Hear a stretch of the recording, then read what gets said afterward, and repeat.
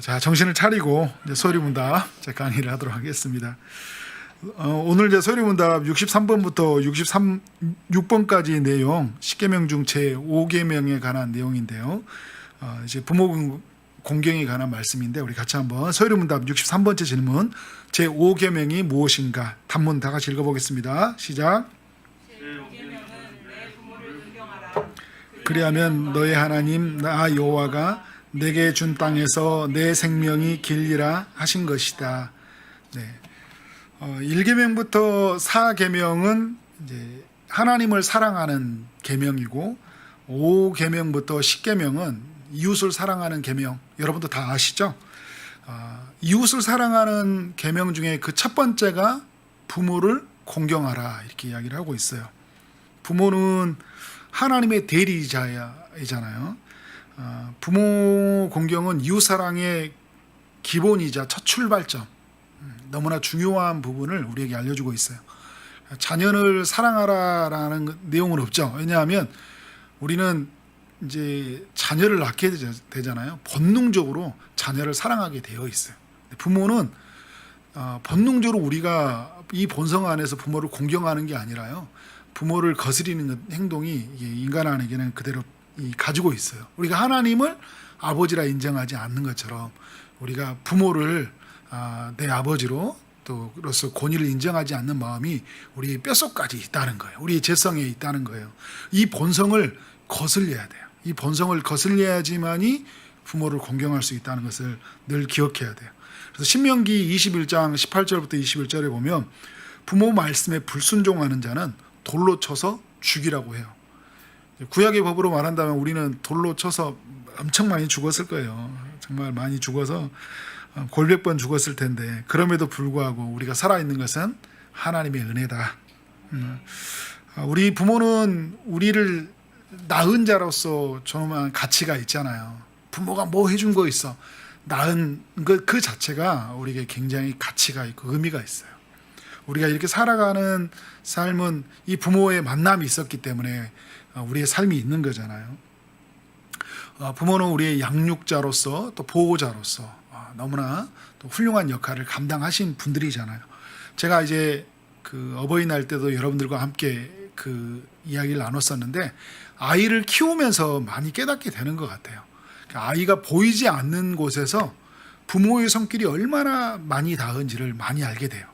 아이가 뱃속에 있을 때부터 부모는 완전히 그 아이를 적극적으로 보호하는 모드로 움직여요. 그래서 특히 아내들은 특히 정말 엄청난 그 모성애를 발휘합니다. 아이에게 어떤 영향을 끼치지 않기 위해서 최고의 컨디션을 유지하려고 하고요. 그리고 잘 먹으려고 하고 잘 쉬려고 해요. 왜냐하면 아이와의 건강이 굉장히 중요하기 때문에. 그래서 음악도 좋은 음악을 들으려고 하고 몸이 아프면 약도 잘 안 먹으려고 해요. 예, 아이가 이렇게 어떤 보호를 위해서 아이가 아프지 않도록 하기 위해서. 아이가 태어나고 나서도 매 순간 어린 아이가 이제 기억하지 못했을 때 어느 때까지는 몇 살 때까지는 부모를 잘 기억을 못 하잖아요. 거의 기억을 못 하는 시기가 있고 이제 어린 시절에는 아주 이렇게 듬성듬성 기억을 못 하는 때가 좀 많이 있는데 그때마다 부모의 손길은 굉장히 놀랍고 부모의 손길은 굉장히 사랑스럽다. 아이를 이제 키워보면서 많이 느끼는 것 같아요. 그래서 아이가 잠잘 때 혹시나 이렇게 잠을 뒤척일 때 이렇게 자세를 잡아주고 또 막 머리가 삐뚤어져 있으면 바로 잡아주고요. 엎어져 있으면 다시 뉘어놓고 이런 모습들을 이렇게 보게 됩니다. 저도 이렇게 집에 가면 혹시 이에 있는 것이 아이한테 뭐 떨어지지는 않을까 그럼 다시 이렇게 물건을 정리를 하고 또 앞에 아이가 지나가다 보면 큰 돌이 있으면 빨리 가서 돌을 치우고 그런 어떤 섬세한 부모의 손길이 있었다는 것이죠.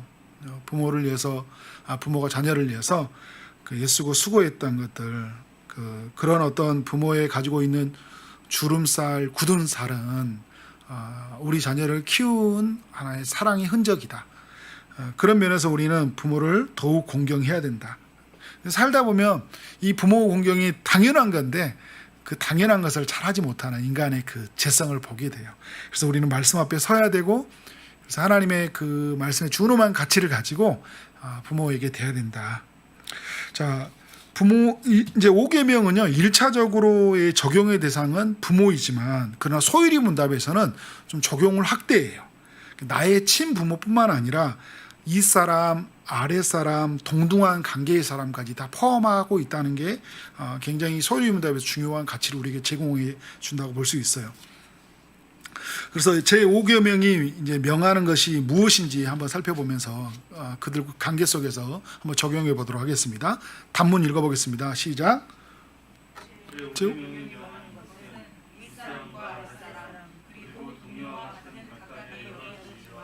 인륜 관계에서 각 사람의 명예를 존중하고 각 사람에 대한 의무를 수행하라는 것이다. 네. 이 선자매님이 이렇게 PPT까지 잘 만들으셔가지고 얼마나 우리가 유용하게 또 화면을 보면서 말씀을 대하는지 모르겠습니다. 너무나 감사합니다. 보면 이제 아랫사람이 윗사람에게, 윗사람이 아랫사람에게 동등한 관계에서 제가 여러분에게 나누는데요. 이제 아랫사람, 윗사람 뭐 이제 같이 동등한 관계, 이게 어떤 인격적 관계를 이제 정리한 건 아니에요. 인격의 높고 낮음이 말한 게 아니라 역할에 있어서 직장 생활하고 또 가정에서 역할이 있는 거잖아요. 또 우리가 이 사회 구조 속에서 역할의 차이가 있어요. 우리가 나이가 더 많은 사람이 있고 더 많은 책임을 가진 사람들이 있어요. 그런 면에서 어떻게 크리스찬들이 이 제5계명을 가지고 적용할 수 있을까? 이 소유리 문답에서 다양하게 정리를 했는데, 소유리 문답이 대유리 문답과 같이 연결해서 보면요, 굉장히 더 풍성하게 살펴볼 수 있어요. 대유리 문답에서는 오늘 이 사람이 아랫사람이 구체적으로 이 내용을 만들었는데, 제가 짧게 더 많은 내용이 있지만 짧게 우리가 적용할 수 있는 내용을 한번 정리를 해봤어요. 이 사람이 아랫사람에게 해야 될 행동은 뭐냐면, 그러니까 아랫사람이 이 사람에게 하는 행동이에요. 그들의 마음과 말과 행동에 있어서 합당한 경의로 표하기. 그러니까 이제 어떤 합당한 경의를, 이제 그들의 말, 행동, 그런 말들이 있잖아요. 그러니까 이 사람이 이렇게, 그러니까 아랫사람이 이 사람이 봤을 때 경의를 표해 주는 거, 존경을 표해 주는 거. 그러니까 말을 할 때 존경하는 눈빛으로 바라봐야 되는데, 말을 할 때 어떻게 하는 거예요? 막 꼰대처럼 바라보고 있고, 막 이제 그만 말했으면 좋겠다고 귀를 닫으려는 것처럼 말하고 있고, 당신의 말이 하나도 나에게는 들어오지 않습니다라는 태도로 바라보는 것은 옳지 않다는 거죠. 그들을 위해서 기도하고 감사하는 것. 그래서 여러분, 디모데전서에 보면 나라를 위해서 이렇게 일하는 사람을 위해서 기도하라고 이야기를 하잖아요. 그들을 위해서 감사하는 건 너무나 중요하다는 거죠. 그들의 덕과 은혜를 본받기. 이제 그들이 가지고 있는 덕을 끼치는 것들, 은혜를 끼쳐주는 것을 어떻게 하는 거예요? 본받으려고 하는 거. 여러분, 멘토를 얻는 것 중에 우리가 멘토에 대한 이제 늘 이렇게 좋은 멘토를 만났으면 좋겠다는 바라는 마음이 있어요. 멘토를 만나는 방법은, 이제 좋은 방법은 뭐냐면, 멘토의 말에 적극적으로 경청해 주는 거고요. 멘토가 어떤 말을 했을 때 적극적으로 실천해 주는 거예요. 예를 들어서 당신이 이제 매주마다 이제 공고를 어떤 사람에게 충고를 해주잖아요. 기도했으면 좋겠어요. 당신의 삶에 뭔가 이제 이거를 위해서 어떤 몇 시간마다 기도했으면 좋겠습니다. 이제 이렇게 이제 어떤 말을 공고했을 때 적극적으로 경청하고 순종하는 거예요. 그러니까 어떻게 할까요? 다음 주에 만나는데 목사님이, 선생님이, 형님이, 우리 사장님이 저에게 말씀해주는 내용을 받잡고 제가 한 주 동안 이 시간을 함께 기도해 봤는데 하나님이 놀라운 일을 행하셨습니다. 여러분, 이렇게 말해준 사람이 어떤 생각이 들까요? 굉장히 뿌듯한 마음이 들어요. 여러분, 이렇게 관계 속에서 멘토가 맺어져요. 멘토와 멘티가. 물론 이제 우리가 멘토와 멘티가 관계가 멀어 있는 사람들을 맺을 수는 없어요. 근데 저 같은 경우에는 이찬수 목사님이 제 멘토거든요. 이찬수 목사님은. 근데 한 번도 저는 만나지는 않았어요. 제가 이찬수 목사님의 목회와 방향과 이런 모든 사역을 보면서 저분이 내가 배울 게 너무 많이 있다. 그래서 제가 멘토로 삼은 거예요.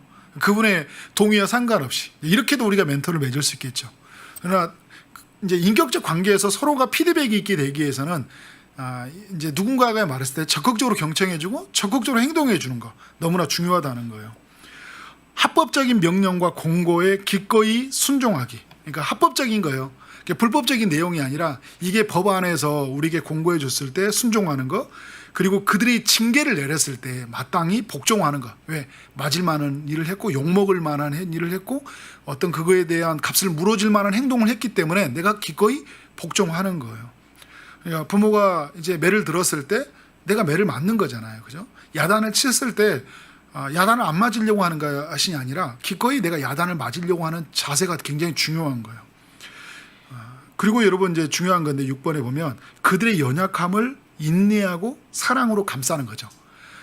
이제 여러분 우리에게 받는 이제 상사나 부모나 또 우리에게는 그 이렇게 어떤 사람들이에요. 이제 어떤 정치 지도자나 이런 도시 속에 어떤 책임을 갖는 이런 많은 사람들을 포함하거든요. 이 사람들이 우리 이제 우리에게 말하는 대통령과 이런 모든 사람들이에요. 이런 사람들에게 뭐냐면 연약함이 있어요. 연약함이 있을 때 인내하고 사랑으로 감싸주는 게 또 중요해요. 제가 어떤 분들의 이야기 속에서 이런 이야기가 있었어요. 진보와 보수 속에 계셨던 분들의 이야기인데 되게 재미있는 이야기였어요. 진보의 성향이 있는 사람이 보수의 성향이 있는, 예를 들어서 전모 목사님에게 말할 때 막 이름을 말하면서 말하는 거예요. 제가 말한다면 막 그냥 정광훈이 막 이렇게 예를 들어서 이렇게 이야기하는 거예요. 그런데 여기에 이제 진보 성향에 있는 사람이 보수 성향의 사람한테 이렇게 말했다면 또 이제 보수 성향에 있는 사람이 진보 성향에 있는 사람 말할 때는 뭐 문재인이 막 이렇게 이야기하는 거야. 싸움이 생기는 거죠. 문재인이라니, 정광훈이라니. 여러분 어떤 말이 어울리는 거예요? 이 사람이 아랫 사람에게 표현할 때는요, 정광훈 목사님이라고 해야 되고 대통령이라고 해야 되는 거예요. 문재인 대통령님이라고 하든지, 그죠? 문재인 대통령, 정광훈 목사가, 이런 표현이 우리가 이 사람 아랫 사람이 이 사람에 해야 할 표현이에요.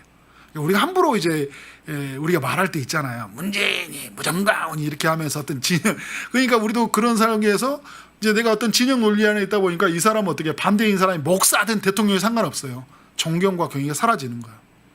내가 존경하는 범위 내에서 목사님도 있고 국회의원도 있고 시장도 있고 그런 거예요. 이해 상사도 있고. 그렇지 않으면 누구라고 말하고 있어요. 직장의 상사한테도 막 이름 막 말하면서 함부로 말하면서 그 막 별명 말하면서 말할 때 있잖아요. 야 그게 막 이런 이야기 하면서 함부로 우리가 말하는 것들은 크리스찬으로 옳지 않다. 자, 이 사람이 아랫 사람에게 이제 그러면 어떻게 하냐? 사랑과 기도로 축복으로 가르침으로 조언하고 훈계하는 것이 너무 중요해요. 그리고 잘하는 것이 있을 때 그 이 사람은 아랫 사람에게 지지해주고 칭찬해주고 보상해주는 거예요. 그리고 잘하지 못하는 걸 뭘까요? 그러니까 칭찬하지 않는 거예요. 그러니까 찬성하지 않는 거예요. 그리고 그것에 대해서 책망하고 꾸짖을 수 있어야 돼요. 아닌 건 아니라고 말해요. 우리가 자녀를 키울 때도 말하는 거예요. 아닌 것은 아니라고 말해줘야 돼요. 그리고 그들의 영혼과 몸에 필요한 모든 것을 제공하고 보호해줘야 돼요. 그리고 진지하고 지혜롭고 거룩하여 모범적인 태도로 하나님께 영광이 되게 해야 돼요. 내가 나의 모습을 통해 이 자녀가 이제 부모의 뒤에 뒷모습을 보고 한다고 하잖아요. 나의 어떤 진지하지 못하고 지혜롭지 못하고 거룩하지 못한 태도로 말미암아 하나님께 영광이 되지 못하도록 해야 된다는 거죠. 반대로 말한다면. 자, 동등한 관계에서는 어떻게 할까요? 서로의 존엄한 가치를 존중하고 그 상대방 앞에서 경의를 표하며 대해야 돼요. 이제 부부간의 관계에 있을 수 있겠고, 그 다음에 성도와의 관계에 있겠고요. 친구와 또 직장 동료와 이런 관계의 폭이 될 수 있을 거예요. 그러면 존엄한 가치를 상대방에게 존중해야 되는 거예요. 그리고 경의를 표하면서 존중하는 거 너무 중요하다. 서로의 은사들과 자기의 그 영역에 발전해 갈 수 있도록 자기 일처럼 기뻐해 주는 거. 이게 너무 중요하다라는 거죠. 이런 관계 속에서. 그러면 소위를 묻다 65번째 질문을 보면 제5계명이 금하는 것은 무엇인가? 단문 읽어보겠습니다. 시작. 제5계명이 금하는 것은 각각의 여러 지위와 인륜 관계에서 각 사람의 명예를 존중하지 않고 각 사람에 대한 의무를 수행하기를 소홀히 하거나 거스리는 것이다. 자, 이제 대류문답에서 좀 적용해 가는 게, 그러면 아랫 사람이 이 사람에게 하지 말아야 될 건 뭐냐면 그들의 요구한 것을 소홀히 하는 거. 아까 처음에도 여러분과 반대급부도 살펴봤는데 이제 그런 내용이에요. 소홀히 하는 거. 요구하는 게 있는데 소홀히 하는 거예요.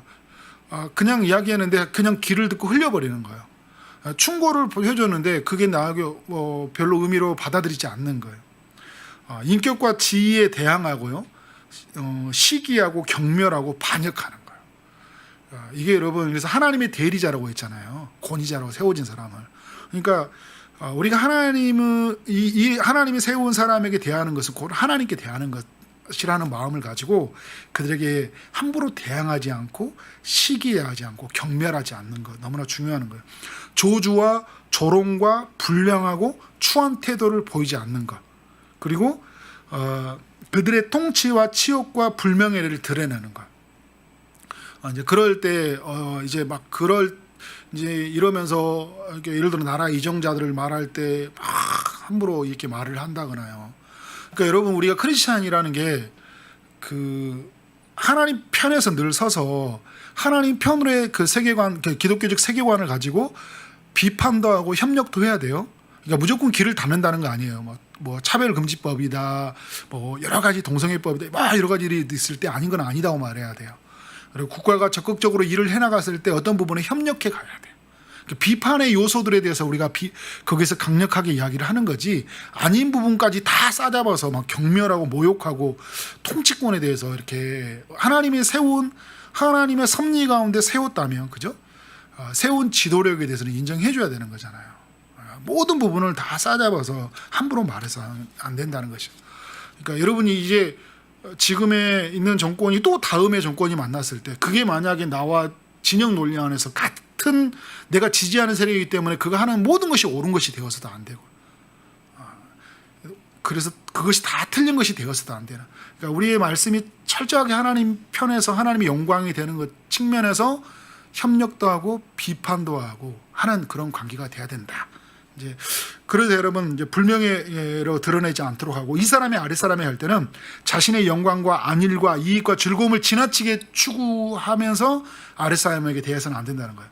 일을 불법적으로 처리하고 명령하는 거. 내가 이제 직장 상사예요, 부모예요. 자녀에게 함부로 막 이게 이렇게 죄를 막 시키는 거예요.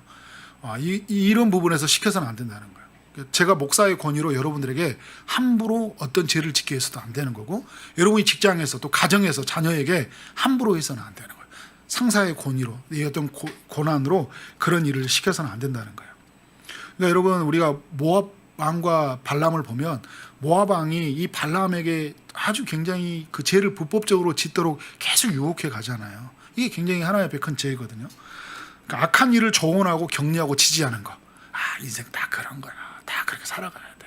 그래서 굉장히 지지해주고, 여러분 우리 삶 속에 이런 일이 굉장히 많이 있어요. 죄와 하나님의 뜻과 하나님 뜻 밖에 있는 사이에서. 근데 그런 것들을 악을 살도록 적극적으로 지지해주고 조언해주는 것들은 정말 하나님 앞에 악한 것이다. 선한 일을 만류하는 거, 하나님께 예배하는 것들을 여러분 만류하고 그러면 안 돼요. 하나님께 이제 봉사하는 것들 만류하고 그러면 안 돼요. 하나님께 주시는 선한 마음을 가지고 교회 봉사하려는데, 야, 교회 봉사가 밥 먹여주냐? 막 이런 이야기 하는 거 있잖아요. 말씀을 보려고 하는데, 기도하려고 하는데, 선한 일을 하려고 하는데, 그죠? 누군가를 도우려고 하는데, 거기에 돈을 쓰려고 하는데 만류하면 안 돼요. 시간을 하나님 나라를 위해 쓰려고 하는 사람을 막으면 안 돼요. 우리 그럴 때마다 적극적으로 지지해주고 찬성해주고, 나하고 뜻이 아니야 그러면 여러분 침묵하고 기도해 줘야 돼요. 내 생각이 아니야, 내 경험을 벗어난다고 해서 그것을 만류해서는 안 된다는 거예요.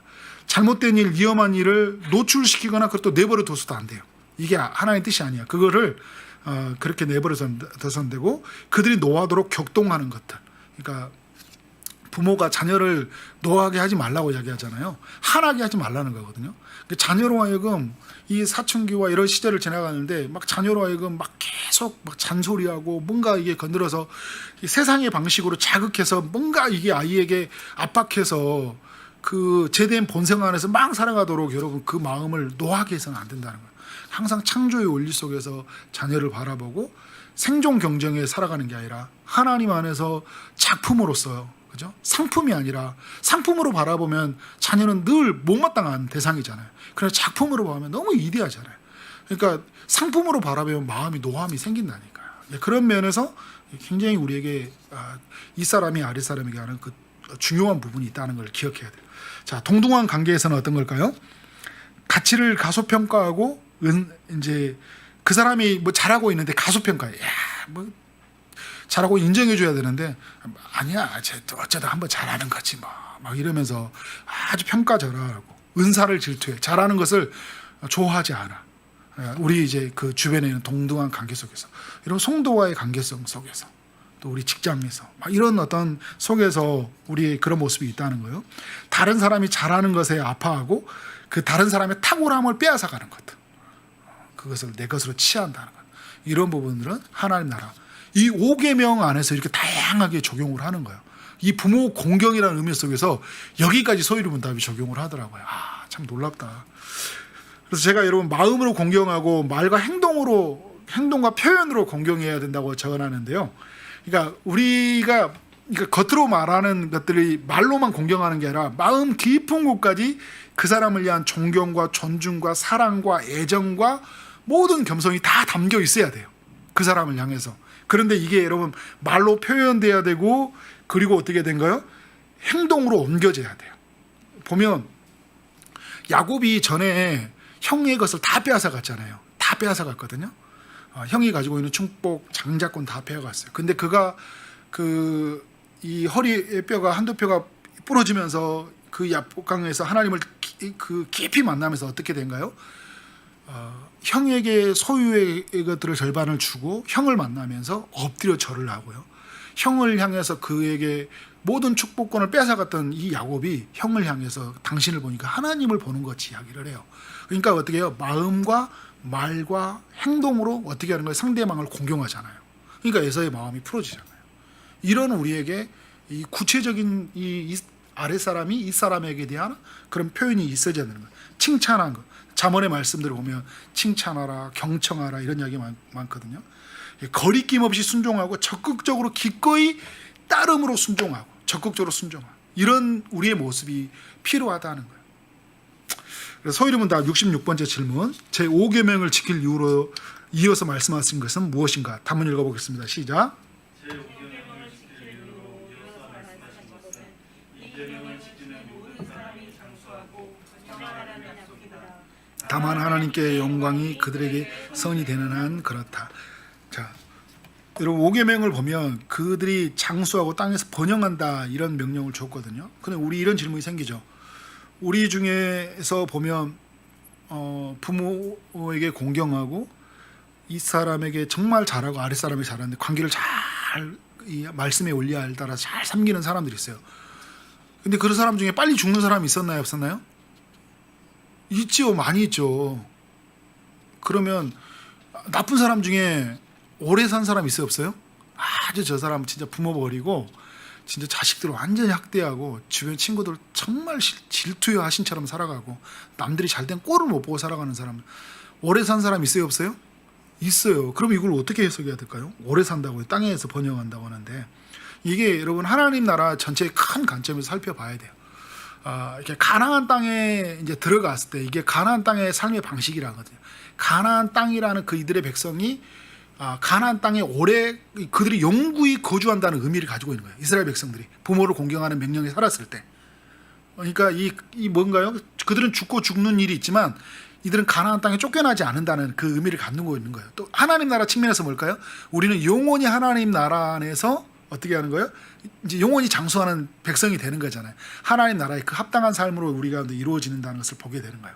근데 여러분, 그러니까 그러면서 이 가나안 땅에서 그 측면이 있고, 그렇지만 그들의 그 이스라엘 백성들이 부모 공경이 사라지고 그 하나님의 말씀이 원리가 떨어진 게 어떻게 된 거예요? 그 땅에서 쫓겨나게 되잖아요. 그죠? 그들은 죽으리라. 신명기의 그 4장과 그 28장과 30장에서 이야기했던 그들이 쫓겨나는 그 일들이 이루어진 것들을 보게 돼요. 그러니까 그런 면에서 우리의 5계명은 너무나 중요하다는 것들을 이제 성경이 이야기해주고 있어요. 자, 이제 우리 삶에 저는 1번의 적용으로 가면 이런 단어들이 계속 머물렀으면 좋겠다. 우리 5계명의 이 적용적 의미에서 공경, 순종, 존중, 기도, 감사, 덕, 은혜, 인내, 사랑, 칭찬, 경의, 이런 모든 단어들이 하나님 말씀 안에 살아가는 사람들에게 이런 단어들이 우리 가운데 있어야 된다. 그리고 여러분, 이런 단어들은 머무르지 않아야 돼요. 불순종, 대항, 시기, 경멸, 반역, 조주, 조롱, 무시, 질투, 이런 것이 우리에게 이루어지지 않도록 살아가는 것 너무나 중요하다는 거예요. 저는 여러분, 제가 이제 기쁨의 동산교회에 있는 동안에 행정 이제 일을 했잖아요. 김광희 목사님, 또 우리 장로님들, 또 우리 교역자들, 또 섬기는 성도들 이제 같이 함께 이제 제가 그렇게 이 사람으로 이제 인격적 관계에서 말하는 것이 아니라 사역적 관계를 말하는 거죠. 이 사람으로서 제가 그분들을 대하는 것들에 있어서 이제 정말 그 중간에 서 있는데 좀 어려움이 있더라고요. 그런데 이제 그런 측면에서 하나님께 주시는 은혜가 어떤 거냐면 지혜가 뭐냐면 그러니까 이 관계가 어떨 때 꼬이고 어떨 때 이 부드럽게 풀어져 가는지를 하나님께서 많이 또 알려주시고 깨닫게 하신 것 같아요. 그래서 이제 특히 담임 목사님이나 또 우리가 말한 이 사람이나 어른들을 만날 때는 어떤 일이 있을 때 이렇게 적극적으로 경청해주고 목사님이 무슨 이야기를 했을 때 빨리 순종하는 것들, 빨리 문제를 풀어가려고 하고 하는 모습들을 이렇게 보여주는 것들이 너무나 그때 마음이 안정이 되잖아요. 어떤 일이 생겼을 때. 그리고 무슨 일이 생기면 빨리 보고를 해주는 거. 문제가 생겼을 때. 그러면 별 문제가 생기질 않아요. 그러니까 장로님들과 이런 모두 있을 때. 그러나 서로가 오해가 될 만한 일들이 빨리 이야기가 되어서 갔기 때문에. 또 이 교육자들 안에서의 같이 동력 관계에 있는 사람들에게는 제가 이렇게 제가 선배고 또 막 목회 경험이 있고 막 이렇다고 해서 그들과의 막 명령하고 이렇게 관계로 가게 되면 항상 어려움이 생기더라고요. 그래서 이해를 구하고 협조를 구하게 되면 부드럽게 가요. 내가 나이가 먹고 경험이 있다고 해서 야 이렇게 해 까라면 까마 이렇게 가면 문제가 생겨나더라고요. 그리고 이제 제가 섬기는 청년들이 있었고 성도들이 있었고 이렇게 있는 사람들 있잖아요. 그러니까 이분들하고도 관계성 속에서 명령하게 되면 항상 명령하고 명령받는 관계는 늘 어려움이 생기더라고요. 당연히 이제 내가 무슨 공고할 수 있고 말할 수 있어요. 근데 부탁해주고 그리고 이해를 구하고 계속 이렇게 그 사람 입장에서 기다려주고 그리고 중요할 때 책임져 주는 것들 이렇게 갈 때 그 안에서의 관계가 부드럽게 이루어져 가는 것들을 실수하면서 하나씩 배워갔던 것 같아요. 그러니까 끝나면서 이제 행정이 끝나게 될 때는 이런 것이구나 이제 조금 더 그런 측면에서 이해가 된 것 같아요. 그 중간에 제가 한 4년간 행정으로 섬기면서 하나님께 주시는 그런 어떤 깨달음이었던 것 같아요. 관계성 속에 누렸을 때. 그래서 중요한 문제가 생겼을 때는 어떤 중요한 일이 생기잖아요. 중요한 일이 생겼을 때는 반박자 빠르게 사람들하고 같이 좀 빨리 소통을 해주는 게 중요한 것 같아요. 어떤 일이 생겼는데 막 이야기를 해서 꺼내주면 여러분 요즘에 키워드는 소통이잖아요. 그런 중요한 일이 생겼을 때는 이슈가 생겼을 때는 이 사람들한테 굉장히 중요하기 때문에 빨리 기다리고 있거든요. 빨리 알려주면 좋아요. 근데 이해관계가 얽혀있는 문제들이 있어요. 이해관계가 이익관계가 있고 누가 한 명이 사람의 아주 굉장히 오해가 살 만한 일이 있어요. 그런 거는 빨리 알려주면 이게 어렵더라고요. 조금 늦춰져 가서 알게 해주면 그래서 있는 사람들이 모두가 그런 것들이 좋은 것들을 보게 되는 것 같아요. 그러니까 관계라는 것들은 항상 내 중심에서 빨리 풀어버리고 해결하는 게 아니라 다른 사람 입장에서 윗사람, 아랫사람 그리고 있는 모든 사람 속에서 그 관계가 아주 섬세하게 연결되어 있는 그 사람의 감정의 고리가 있거든요. 그런 부분들을 하나님께 지혜를 구하고 공동체가 깨어지지 않고 말씀이 훼손되지 않는 안에서 어떻게 하면 세워질까라고 구하고 겸손하게 지혜를 구하가면 공동체의 그 하나됨이 있고 그래서 공동체 안에서 이게 상처받고 힘든 사람들이 없어져요. 그렇게 가면 굉장히 공동체는 평화롭고 은혜롭게 간다. 그래서 저는 요셉이 그 가정 총무 안에 있을 때 또 감옥 안에 있을 때 또 그 애굽을 풀어갔을 때 그 지혜가 있잖아요. 모든 이 사람과 그들과의 또 밑에 있는 모든 관계성의 지혜를 발휘해서 문제를 풀어가잖아요. 그러니까 7년의 풍년으로 7년의 흉년을 풀어갔던 지혜도 참 그들의 행정력도 탁월했지만 관계적으로 사람들을 풀어가는 지혜도 굉장히 탁월했다. 근데 그런 면에서 우리 크리스찬들이요 이런 관계 측면에서 많이 배워가야 돼요. 말씀의 원리를 따라서. 근데 여러분 이제 중요한 건 뭐냐면 제 3번째 적용에 제5계명을 이렇게 완벽히 지키신 그리스도를 바라보라는 거예요. 그리스도가 우리 안에서 마음껏 살아가도록 구하라는 게 뭐냐면 참 우리가 이렇게 이제 이런 마음의 소원과 결단을 갖지만 우리가 어떻게 하고 있어요? 우리는 5계명을 완전히 지킬 수 없는 연약함이 있어요. 그래서 연약함이 있기 때문에 5계명을 완벽하게 지키신 그리스도를 바라봐야 돼요. 그리스도는 부모에게 어떻게 대했나요? 순종했잖아요. 끝까지 내 어머니다 이제 요한에게 부탁한다 하면서 끝까지 그 부모를 공경했고, 그리고 어떻게 해요? 로마의 그런 황제나 그 빌라도의 총독과 또 대제사장의 권위와 질서를 깨트리지 않아요. 그들에게 대했을 때 사회의 질서 안에 세워진 사람들에게 어떻게 그 권위에 순종해요. 받아들여요. 그리고 예수님의 제자들 있는 사람들의 관계성을 봐보세요. 그들에게 적극적으로 아까 제가 담아야 될 모든 담어들을 다 담고 있어요. 공경해주고 순종해주고 존중해주고 기도하고 감사하고 덕을 끼치고 은혜를 끼치고 인내하고 사랑하는 모습들을 예수님이 보여주시잖아요. 그러니까 5계명을 완벽하게 지키신 예수님, 그 예수님이 우리 안에 사시잖아요.